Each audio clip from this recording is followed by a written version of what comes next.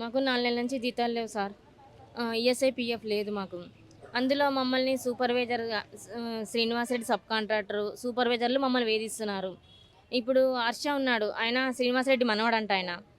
ఆయన వాళ్ళ ఫ్రెండ్స్ వస్తారు మా ఆఫీసులోకి. అమ్మాయిలు ప్రెజెంట్ ఒత్తనీకపోతే అవిలా ఉన్నాయి, ఇవిలా ఉన్నాయి అని మాట్లాడతారు వాళ్ళు.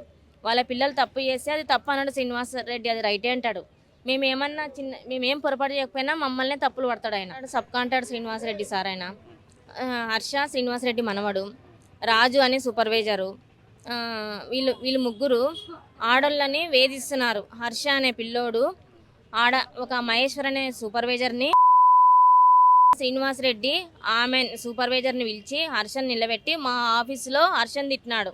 హర్షని తిట్టింటే ఆ పిల్లోడు ట్యాబ్లెట్లు వేసుకున్నానని ఒక ఒక డ్రామా క్రియేట్ చేసి అదంతా ఒక అధికారికి మీద దొబ్బి ఇట్లా డ్రామా చేసినాడు.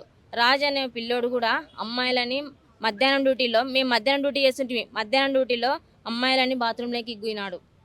అమ్మాయిలు ఏడ్చుకుంటూ మాకే చెప్పినారు. పేర్లు చెప్తే వాళ్ళ సంసారాలు పోతాయని వాళ్ళు రోడ్డుకు రాకున్నారు.